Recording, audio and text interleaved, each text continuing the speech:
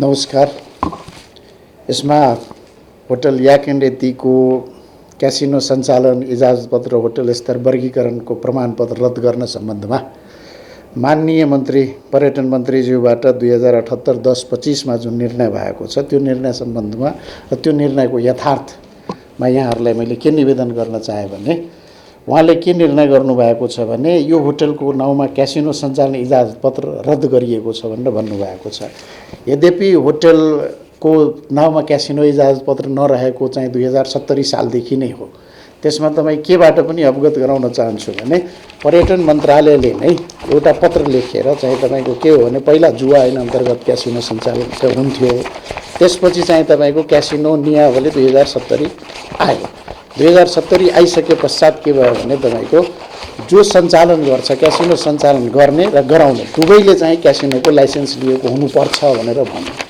त्यसपछि याक एन्ड यति होटलले के गर्यो भने क्यासिनो लाइसेन्स लिनको लागि कुनै पनि निवेदन गरेन।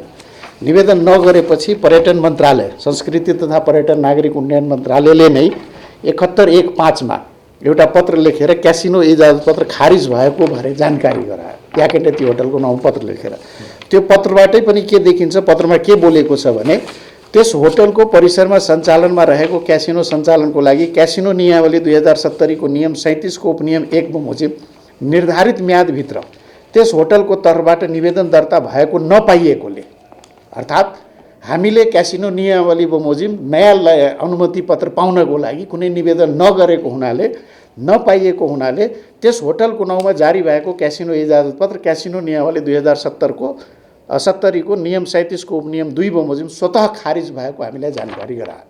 अब यस 2070 सालमै खारिज भइसकेको पत्र क्यासिनो लाइसेन्स बारेमा 2071-1-5 मा जानकारी गराइसके पश्चात त्यो मितिदेखि आजसम्म याक एन्ड यति होटलको नाउँमा क्यासिनो छैन, इजाजतपत्र छैन र त्यो बेलादेखि क्यासिनो याक एन्ड यतिले सञ्चालन गरेकै छैन। अर्थात् वर्षौँदेखि बन्द रहेको क्यासिनो, सञ्चालनमै नरहेको क्यासिनोलाई बन्द गर्नलाई माननीय मन्त्रीज्यूले जुन निर्णय गर्नुभएको छ त्यो प्राइमा फेसी नै के देखिन्छ भने उहाँ गलत तथ्य र गलत तथ्याङ्कलाई आधारले यो निर्णय गर्नुभएको छ। किनभने स्वयं मन्त्रालयले नै 71-1-5 मा त लाइसेन्स खारिज भइसकेको भनेर जानकारी गराइनुभएछ, पत्र आइसकेको छ। या त उहाँलाई यो पत्रको बारेमा जानकारी भएन कि या जुन अहिले उहाँले खारिज भइसकेको भन्नुभएको छ त्यो योभन्दा फरक लाइसेन्स छ भन्ने चिज उहाँले देखाइदिनु पर्यो। यस सम्बन्धमा कम्पनीले याक एन्ड यति होटलले बारम्बार पर्यटन विभागलाई, पर्यटन मन्त्रालयलाई पत्र लेखेर यो होइन तपाईँले जुन क्यासिनोको के भन्छ रिन्युअलको चार्ज, क्यासिनोको रोयल्टी जुन माग गर्दै हुनुहुन्छ त्यो माग गर्नको लागि त सर्वप्रथम तपाईँको मेरोसँग लाइसेन्सै छैन, म के को रोयल्टी तिर्ने भनेर बारम्बार लेखिरहेछ र त्यो हटाइदिनुहोस् भनेर पनि भन्छ। अब तपाईँ हेर्नुहोस् क्यासिनोको रोयल्टी तिर्ने दायित्व कसको त भने कानुनी व्यवस्था चाहिँ हेर्नुहोस्। कानुनी व्यवस्था के रहेको छ भने त्यो प्रत्येक आर्थिक ऐनले यो चिज व्यवस्था गर्छ। आर्थिक ऐनले के भन्छ भने क्यासिनो रोयल्टी नेपालमा रहेका क्यासिनो सञ्चालन गर्न इजाजत पत्र प्राप्त व्यक्ति, नेपालमा रहेको क्यासिनो सञ्चालन गर्न इजाजत पत्र प्राप्त व्यक्ति वा संस्थाले क्यासिनो सञ्चालन गरे बापत वार्षिक 4 करोड रुपियाँ या प्रत्येक आर्थिक वर्षले तोकेको त कसले तिर्नु पर्यो? जसको नाउँमा इजाजत पत्र छ। आजको दिनमा या 70 साल 71-1-5 मा जुन यो खारिजीको पत्र मन्त्रालयले पठायो त्यो पत्र पश्चात याक एन्ड यति होटलको नाउँमा क्यासिनो इजाजत पत्र जारी भएको तथ्य उहाँले देखाइदिनु पर्यो। यदि छैन भने जो अस्तित्वमै छैन त्यो लाइसेन्स खारिज गयो भनेर मन्त्रीज्यूले निर्णय गर्नु अशोभनीय हुन्छ। अब तपाईको रोयल्टीको दायित्व त तपाईँ हामीले क्लियर गर्यौँ कि कानुनले भनिरहेछ जसको नाउँमा इजाजत छ। अब याक एन्ड यतिको नाउँमा 71-1-5 पछि इजाजत छैन र त्यो मितिदेखि अर्थात् वर्षौँदेखि सञ्चालनमा क्यासिनो छैन। किनभने लाइसेन्सै छैन भने सञ्चालन कसरी गर्न सक्छ याक एन्ड यति भन्ने कानुनी प्रश्न छ। अब तपाईँ भन्नुहोस्, तपाईँलाई एउटा अर्को के क्लियर गरौँ भने रोयल्टी नतिरेपछि मानव क्यासिनो यदि 71-1 सालमा यो तपाईँको आइसक्यो त्यसपछि पनि उहाँले मेरो नाउँमा राख्दै हुनुहुन्छ भने आज 77-78 सम्मको उहाँले रोयल्टी बाँकी रह्यो भनेर उहाँले के गर्नुभएको छ भने 42 करोड कति रकम नतिरेको भनेर उहाँले भन्नुभएको छ। क्यासिनो सम्बन्धी कानुनी व्यवस्थालाई हामी हेर्छौँ भने यसले के बोल्छ भने क्यासिनो 1 वर्षको लागि मात्रै हुन्छ। इजाजत पत्रको अवधि क्यासिनो नियमावली 2070 को नियम 12 इजाजत पत्रको अवधि 1 आर्थिक वर्षको हुनेछ भन्यो। अर्थात् यो भनेको प्राइभेट लिमिटेड कम्पनी जस्तो एकचोटि जारी भइसकेपछि सधैँको लागि आफै रहने भन्ने होइन, 1 वर्षको लागि मात्रै जारी हुन्छ। अब 1 वर्षको लागि जारी भएको इजाजतपत्रको तपाईँले के गर्नु भने प्रत्येक वर्ष नवीकरण गराउनु पर्यो। नवीकरण गराउनको लागि कानुनमै व्यवस्था छ, त्यही नियमावलीले नै बोलेको छ। यसले के बोलेको छ भने इजाजतपत्र कम्पनीले इजाजतपत्र अवधि समाप्त हुनुभन्दा 1 महिना अगावै इजाजतपत्र नवीकरणको लागि देखाएका कागज संलग्न गरी मन्त्रालय समक्ष निवेदन दिनुपर्नेछ। त्यसमा के कागज बनेको छ भने बुझाउनु पर्ने रोयल्टी रकम चुक्ता गरेको प्रमाण, रोयल्टी चुक्ता गरेको। त्यसपछि यसले के भनेको छ भने ब्याङ्क ग्यारेन्टी नवीकरण गराएको कागजात, अर्थात् यो कानुनले के गर्यो भने पहिला रोयल्टी तिर्दैन थियो, यसले के गर्यो भने 1 आर्थिक वर्षको रोयल्टी जुन छ त्यतिको ब्याङ्क ग्यारेन्टी पनि तपाईँले राख्नुपर्छ भनेर व्यवस्था गर्यो। त अब तपाईँको नाउँमा इजाजतपत्र हुनु पर्यो। पहिला इजाजतपत्र जस्तोको छ त्यो 1 वर्षको लागि मात्रै हुन्छ। अब त्यो नवीकरण गराउन जाँदा तपाईँले रोयल्टी तिरेको जानु पर्यो र त्यो ब्याङ्क ग्यारेन्टी नवीकरण गराएको हुनु पर्यो।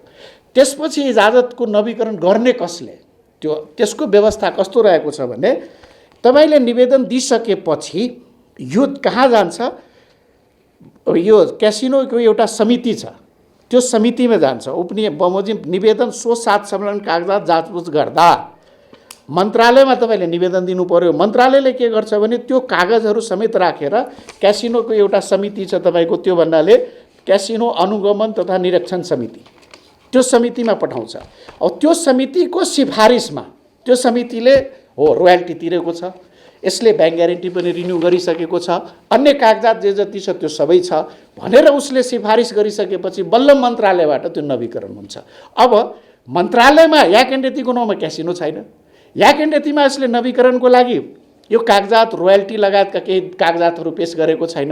अब लाइसेन्स भए पो नवीकरण गर्न जाने, लाइसेन्सै छैन भने के को नवीकरणको लागि जान्छ। अब यसमा समितिमा कस्तो गयो, कुन त्यो समितिले मन्त्रालयलाई के प्रतिवेदन पठाएर मन्त्रालयले कसरी रिन्यू गर्यो, आफै जो छँदै छैन, जसको अस्तित्व नै छैन, त्यो रिन्यू हुँदै कसरी आयो यत्रो वर्षसम्म भन्ने प्रश्न जुन छ त्यो त मन्त्रालयले स्पष्ट पार्नु पर्यो नि। यस सम्बन्धमा कन्फ्युजन होला भनेर हामीले के गर्यौँ भने मन्त्रालयलाई पनि हामीले विभागलाई पनि बारम्बार हामीले पत्र लेख्यौँ, पत्र लेखेर माग्यौँ पनि तपाईँ यस सम्बन्धी हामीलाई निर्णय दिनुहोस्, निर्णयको जानकारी दिनुहोस्। यो निर्णय हुनुभन्दा तपाईँको 1 दिन अगाडि पनि 25 गते पनि बकायदा हामीले के भनेका छौँ भने क्यासिनो रोयल्टी सम्बन्धमा पर्यटन विभाग र पर्यटन मन्त्रालयमा पत्र दर्ता गरायो। त्यसमा हाम्रो नाउँमा लाइसेन्स छैन, त्यसमा लाइसेन्स नभएपछि रोयल्टीको दायित्व कानुनी रूपमा सिर्जना हुँदैन भनेर भन्यो। अब त्यसपछि हामीले के भन्यो भने यस होटलको नाउँमा क्यासिनो इजाजतपत्र जारी गरी पाऊँ भने होटलको तर्फबाट निवेदन आवेदन नै नपरी होटलको नाउँमा क्यासिनो इजाजतपत्र जारी भयो भने कानुनी परिकल्पना पनि गर्न नसकिने र नवीकरण गर्न वा वार्षिक रोयल्टी नतिरे पश्चात पनि कानुन विपरीत स्वतः नवीकरण कसरी भयो सो सम्बन्धी निर्णयहरूको प्रतिलिपि उपलब्ध गराई सहयोग गरिदिन हुन माग गर्यो भनेपछि इमिडिएटली उहाँहरूले के गर्नुभयो, यसको निर्णय त छैन, इजाजतपत्र त छैन, भोलिपल्ट आएर ड्याङ्गै एकैचोटि के गरिदिनु भने यो खारिजी भयो भने नोटिस पठाउनु, यो निर्णय गर्नुभयो। अब प्रश्न के उठ्छ भने देश मुलुक चल्ने कानुन बमोजिम हो, हामीले व्यवसाय गर्ने कानुन बमोजिम हो, त्यस्तै मन्त्रालयले र या विभागले पनि कुनै पनि निर्णय गर्दा कानुन बमोजिम पो गर्ने हो। मेरो नाउँमा अर्थात् याक एन्ड यतिको नाउँमा रोयल्टी ठेक्नको लागि त्यो रोयल्टी उसलाई लाग्ने कि नलाग्ने भन्ने पहिलो कानुनी प्रश्नको जवाब दिनु पर्यो। पहिलो आवश्यकता पूर्वावस्था जुन हामी भन्छौँ नि त्यो भनेकै हुनु के छ भने याक एन्ड यतिको नाउँमा अनुमति हुनु पर्यो, क्यासिनो इजाजतपत्र हुनु पर्यो, जुन कि तपाईँ मन्त्रालयले नै 71(1)(5) मा खारिज गरिसकेको छ भन्ने चिज छ। अब यो पश्चात आफैले पठाएको निर्णय, आफैले गरेको निर्णयबाट तपाईँ खारिज भइसकेको जानकारी गराइदिइसक्नु भएपछि अब क्यासिनोको इजाजत त छैन हामीसँग। इजाजत छैन भने हामीले कसरी बिना इजाजत यदि हामी क्यासिनो सञ्चालन गरेका छौँ भने तपाईँ हामीसँग रोयल्टी माग्ने कि बिना इजाजत क्यासिनो चलाएकोमा कारबाही गर्ने, बिना इजाजत क्यासिनो चलायो भनेर कारबाही गर्नुहोस्, त्यो पनि सक्नु भएको छैन। किनभने इजाजत छैन भने चलाउनु भनेको त अपराध हो, अपराध गर्न दिने रोयल्टी लिएर तपाईँ अपराध गर्न दिनुहुन्छ, त्यसो भए त जसले पनि चलाउँछ बिना इजाजत चलाउन थाल्छ, रोयल्टी तिर्न थाल्छ, स्वीकार गर्न मिल्छ। राज्य भनेपछि यदि कानुन बमोजिम चल्ने हो भने कानुन बमोजिमको तपाईँले पर्यटन विभागले या मन्त्रालयले यो पत्रमा तपाईँ आफै लेख्नु भएको छ, मन्त्रालयले लेखेको छ कि हामीले निवेदन गरेर माग नगरे को हुनाले हाम्रो यो जुन पूर्वको लाइसेन्स थियो पहिलाको त्यो खारिज भएको। खारिज भइसकेपछि रोयल्टीको दायित्व कसको? त जसको नाउँमा 70 सालको नियामली बमोजिम इजाजत छ, त्यो नभएपछि रोयल्टीको दायित्व आएन। अब उहाँले प्रत्येक सालको, जब 1 सालको इजाजत पत्र छ भने 1 साल मानौ तिरेन कसैले रोयल्टी, एबीसीडी मात्र याकेन्डीको मात्रै कुरा नगरौँ, यो क्यासिनोको विवाद अरू पनि ठाउँमा छ। यदि उसले तिरेन भने दोस्रो सालमा त यो जानै सक्दैन नि, अनुमति पत्र त त्यही खारिज भइसक्यो। दोस्रो सालदेखिको यदि कसैले सञ्चालन गरिरहेछ भने त्यो त गैरकानुनी सञ्चालन हो, त्यसलाई त्यसमा पो कारबाही गर्ने। अब तपाईँले विभागले के गर्यो, मन्त्रालयले के गर्यो भने स्वतः नवीकरण गर्ने भनेर भनेको छ भने त्यो गर्न मिल्छ, कानुन त मिल्छ। यदि जसले गरेको छ नवीकरण भने त्यो क्यासिनो नियावलीको विपरीतको कार्य गरेको छ भने त मिल्यो नि, किनभने क्यासिनो अनुगमन समितिले सिफारिस गर्नु पर्यो। त्यो सिफारिसको त्यहाँनिर विभागमा के भन्छ मन्त्रालयमा सम्बन्धित इजाजतकर्ताले नवीकरणको लागि रोयल्टी सहितको निवेदन दिनु पर्यो, ब्याङ्क ग्यारेन्टी रिन्यू गरेर दिनु पर्यो। यावत केही छैन र तपाईँ प्रत्येक आर्थिक वर्षको आफै नवीकरण गरिदिने र त्यसपछि तपाईँ आएर मसँग भन्नुहुन्छ कि तिम्रो नाउँमा यति 42 करोड बाँकी छ, तिमी तिर 7 दिनभित्र तिर, 35 दिनभित्र। राज्य यदि यो स्तरमा ओर्लिन्छ भने व्यवसायीले या आम नागरिकको जुन संविधान सम्मत जुन तपाईको के छ भने सम्पत्ति सम्बन्धी अधिकार त छ नि, संवैधानिक अधिकार छ, त्यसको संरक्षण कसले गर्दिने? त्यसपछि दोस्रो प्रश्न उठ्छ तपाईको, संविधानले नै भन्छ। दर्शक महानुभावहरू, यहाँहरूले अहिले हेरिरहनु भएको छ यो स्टार नेपाल च्यानल र यहाँहरूले चाहिँ यो स्टार नेपाल च्यानललाई लाइक, कमेन्ट, सेयर र सब्सक्राइब गरिदिनु होला। भनेको छ नेपाल संविधानको धारा 115 मा छ कानुन बमोजिम बाहेक कर लगाउन र उठाउन पाइने छैन। अब यो कुन कानुन बमोजिम तपाईँ मलाई कर लगाउनु भयो, रोयल्टी लगाउनको लागि कुन कानुन अन्तर्गतको छ? मन्त्रालयको जति पनि निर्णय तपाईँ हेर्नुहुन्छ त्यसमा कहीँ पनि उल्लेख भएको छैन कि तपाईँको नाउँमा यो मितिमा जारी भएको यो नम्बरको इजाजत पत्र बापतको रोयल्टी तपाईँमाथि बाँकी छ। तपाईँ त्यो भन्न किन सकिरहनु भएको छैन? भन्ने चिज त राज्यले कुनै कारबाही गर्दा मलाई सन्तुष्ट गर्नु पर्यो कि परेन? मैले सूचनाको हक सम्बन्धी अनुरोध गरेर त्यो कानुनी व्यवस्था राखेर मैले तपाईँसँग निर्णयको कपी माग्छु। राज्यले यदि मलाई क्यासिनो दिएकोलाई इजाजत दिएको छ भने त्यो निर्णय दिनुहोस्। राज्यले मेरो नवीकरण मैले मागै नगरेको रोयल्टी मैले नतिरे पनि कसरी नवीकरण गर्दै गयो त्यो मलाई दिनुहोस् भनेर माग गर्दा तपाईँले मसँग 42 करोड माग्नुहुन्छ भने 42 करोडको लागि निर्णय हुनु पर्यो कि परेन? बिना निर्णय कुनै पनि राजस्व उठाउन पाइन्छ? त्यो त के भइहाल्यो भने कानुन बमोजिम बाहेक कर लगाउन र उठाउन नपाउने। त जसको नाउँमा इजाजत छैन त्यससँग यदि तपाईँ क्यासिनोको कर उठाउन थाल्नुहुन्छ भने तपाईँको सम्पत्ति सम्बन्धी जुन संवैधानिक अधिकार छ त्यो तपाईँको के भयो भने सुरक्षित रहेन, हैन, हनन भयो। अब तपाईँ के को आधारमा व्यवसाय गर्नुहुन्छ? भोलि गएर होइन यो त हिटलर सेक्रेट ल जस्तो भइहाल्यो, मुलुकले तपाईँसँग अनुमति पत्र छैन, रोयल्टी मागिरहेको छ। अब तपाईँ रोयल्टी तिर्नुहुन्छ त तिर्ने कसरी? नतिर्नुहुन्छ भने तपाईँको लाइसेन्स खारिज हुन्छ, बन्द हुन्छ। अब कोभिडको अवस्था छ। कोभिडको बेलामा पर्यटन व्यवसाय तपाईँको पछिल्लो 2 वर्षदेखि धाराशायी भइसकेको छ। नेपालको आर्थिक मेरुदण्ड भनेको पर्यटन व्यवसाय नै थियो। यसमा डलर चाहिँ तपाईँको आउँथ्यो, विदेशी पर्यटकहरू आयो।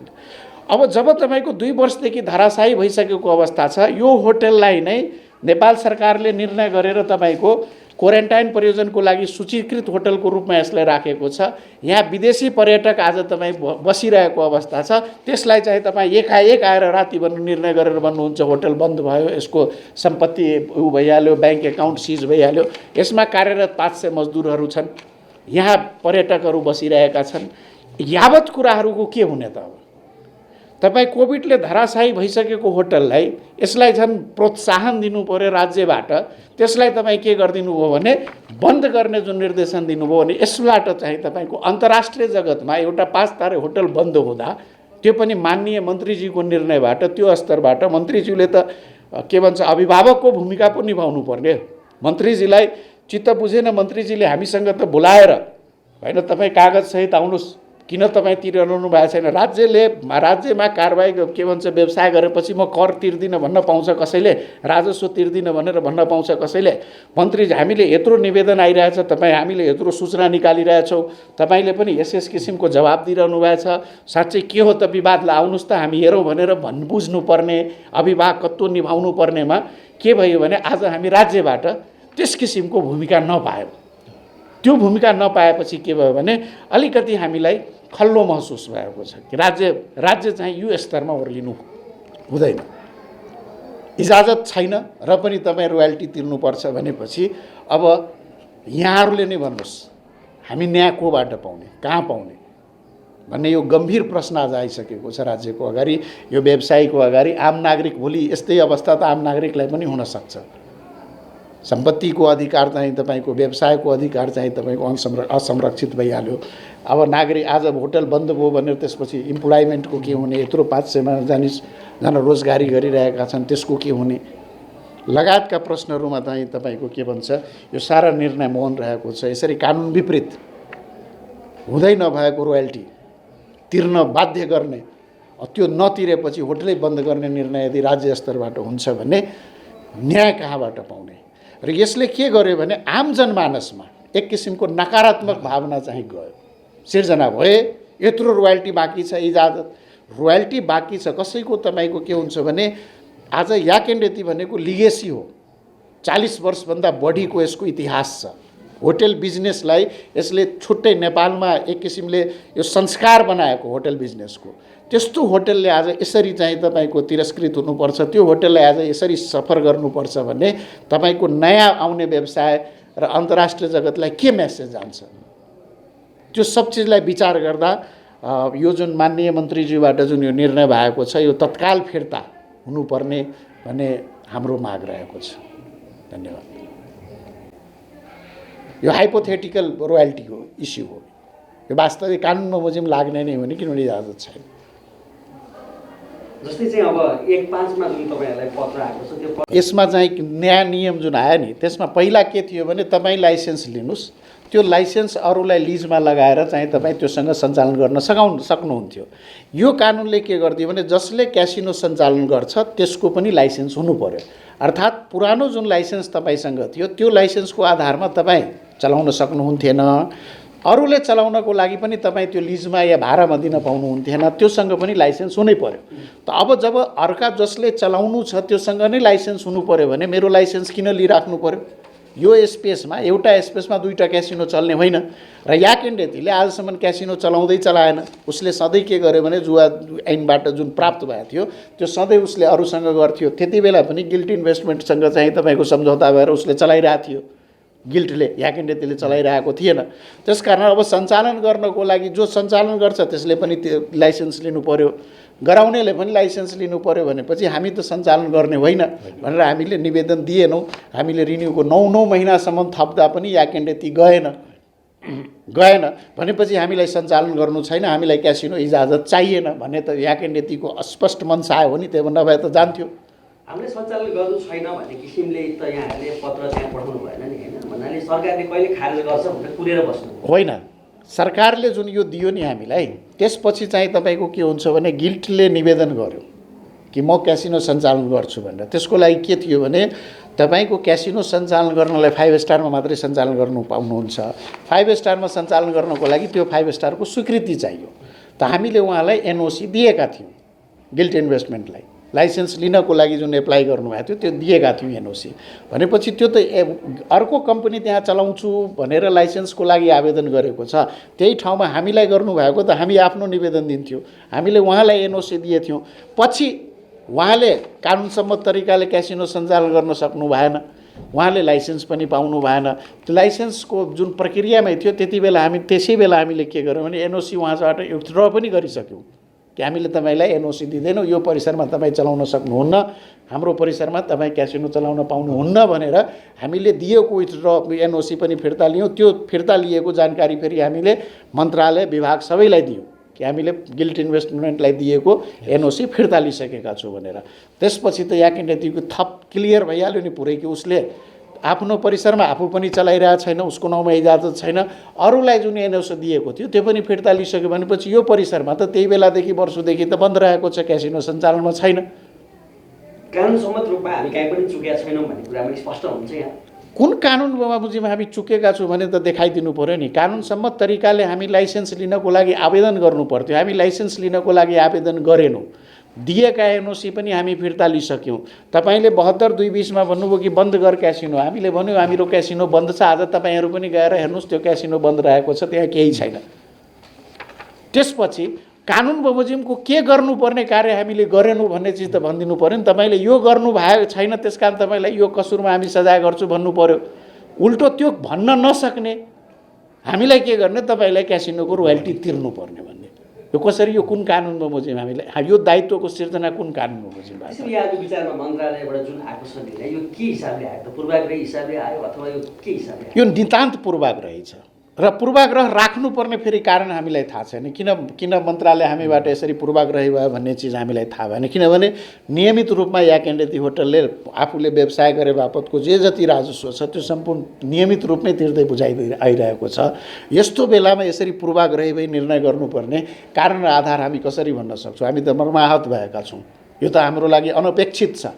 हामी यो अपेक्षै गरेका थिएनौँ। यस्तो बेलामा एकैचोटि चाहिँ होटलै बन्द गर्नुहोस् भनेर मन्त्री स्तरबाट यस्तो निर्णय हुन्छ भनेर यो कल्पनाभन्दा बाहिरको कुरा हो। यहाँहरूको के चाहना छ त? यहाँहरूको चाहना के हो? हाम्रो चाहना भनेको यो निर्णय सरकारले तत्काल फिर्ता लिनु पर्यो, होटललाई पूर्ववत सञ्चालन गर्न दिनु पर्यो। जुन हाम्रो नाउँमा उहाँको तथ्य र तथ्याङ्क गलत हुनसक्छ, उहाँलाई ब्रिफ भएको गलत हुनसक्छ, यो गलत तथ्याङ्कबाट जुन यो प्रक्रिया अगाडि बढेको छ यो फिर्ता लिनु पर्यो। कानुन सम्बन्ध हिसाबमा यहाँ ठिक हुन्छ भने यसको कुनै कानुनी समाधान निक्लिँदैन? यसको कानुनी समाधान भनेको अब तपाईँको के हुन्छ भने निर्णय उप हामी अदालत जानु पर्यो या त उहाँले फिर्ता लिनु पर्यो।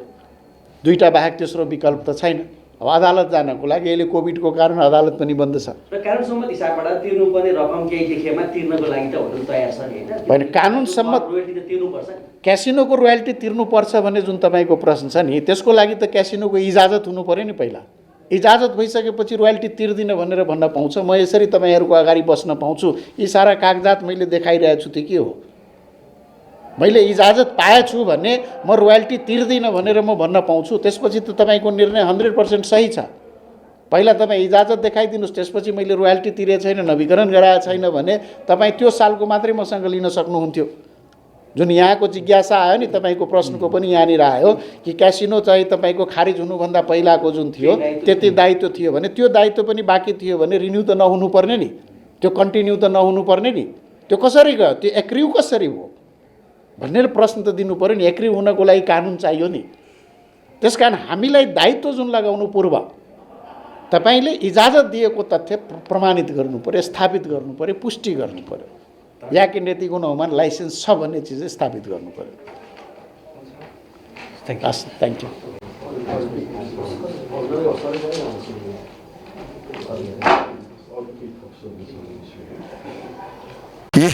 राता मकै तपाईँहरू अहिले हेर्दै हुनुहुन्छ स्टार नेपाल। यसलाई हेरेर लाइक र सब्सक्राइब गर्नु पनि नबिर्सिनु होला है त। म त हेर्छु, तपाईँहरू पनि हेर्नुहुन्छ होला। कहीँ मगो यो चिकन चिल्ली स्टार नेपाल हेर्नुहोस् है तपाईँ। ल ल ल हेर्नै पर्छ, म त हेर्छु, तपाईँ पनि हेर्ने। ल ल है बाबा।